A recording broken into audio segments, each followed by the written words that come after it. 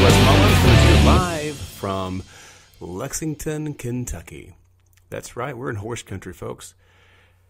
And today I was mulling over some things in my head, as I often do, about the state of our country and the state of politics as we know it. And it's very interesting that we have this system of government that everyone wants to mimic. And this form of government is rooted in something that has been mocked, yearned for, and is ultimately controversial.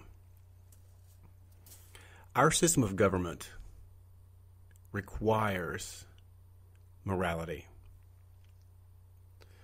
Now, for those pre-1980, it's perfectly well and good. Well, I'd say pre-60s. Back in the 50s, morality was a thing that was universal and objective.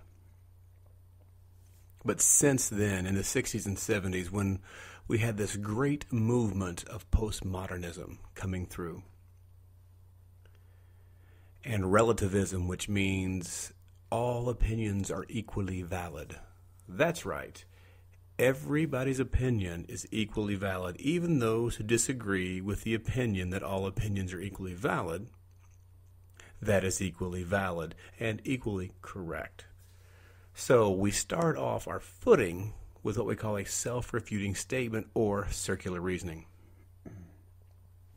Now, I know this sounds all a bit technical, and you're not sure really why you're listening to me at this point, or why you're listening to someone talk about morality. But if you listen to what I'm saying, John Adams said, I'm paraphrasing, that the Constitution was written for a moral people, a religious and moral people. And if at any time they became irreligious or immoral or amoral, the Constitution would be no good for them.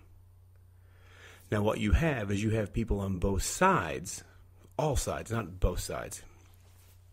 Let me say this. The whole issue with politics, it is not a Republican and Democratic thing. It's not a Democrat. It's a Democrat thing. It's not a Republican versus Democrat.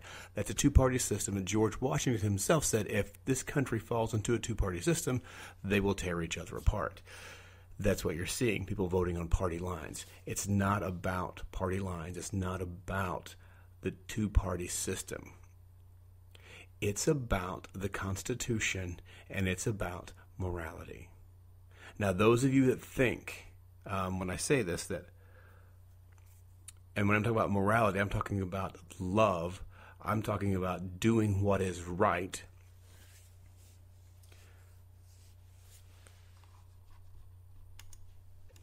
For some of you, doing what is right is what's right in your own eyes. But yet when when people say we ought to save the planet, that's a moral imperative. That's an objective moral position. That's not a morally neutral position to say that climate change or global warming is immoral. That is an objective statement. So in order to say that, you have to believe in morality. So when I say morality, I'm not speaking of a religious morality, so to speak. And John Adams was very distinct. He said a religious and a moral people. Because every religion, even non-religions, are based on moral choices and moral judgments.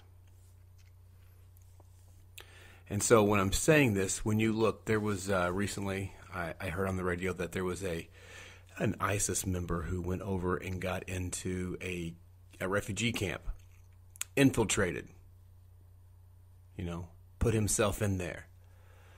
ISIS member, an Islamic terrorist, and suddenly he was surrounded by people with him sharing the gospel of Jesus Christ.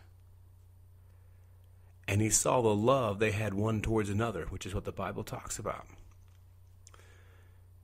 He converted to Christianity and left ISIS. Why? Because love is actually the answer. Doing the right thing is actually the answer. Now, this comes down to what C.S. Lewis calls the ought and the is. That there is a behavior we ought to have. There are things we ought to do. Everything cannot simply be, this is the way things are, or this is the way it is. No, it's the way it ought to be. We should be able to do the right things and stand up for the right things. What are those right things? Life, liberty, and the pursuit of happiness. For Americans, that's what we're talking about here. Life. For everyone. Liberty for everyone. And the pursuit of happiness. Now, with the pursuit of happiness, I'm saying something very specific there. I'm not saying something ambiguous as the flutter of my heart or what makes me go, oh, I'm happy. Because choices that make us happy in the interim may be devastating to us later. So I'm not speaking of let's just go make a bunch of choices that make us feel warm fuzzies. No, I'm saying the pursuit of happiness. What is going to bring more contentment? And those things will be done with morality. Those things will be done with justice. Those things will fall in line with liberty. And those things will fall in line with a truth that lead to ultimate contentment and happiness. Your whims and your id behaviors that are whimsical and capricious, that is not the pursuit of happiness. That is a pursuit. That is a 5-year-old child in the pursuit of a candy bar. That's what that is. So you can't control your urges. That is not the pursuit of happiness. Interesting fact that the framers of the Constitution chose John Locke's phrase, pursuit of happiness, instead of property, which it was supposed to be, because the South had slaves and considered slaves property. And in that, the slaves, they wrestled with that because they didn't want that language in there to solidify that they believed that slavery was okay. I know they put some amendments in there that talked about slaves, but from the foundation of this, they didn't want slavery to be inherently moral.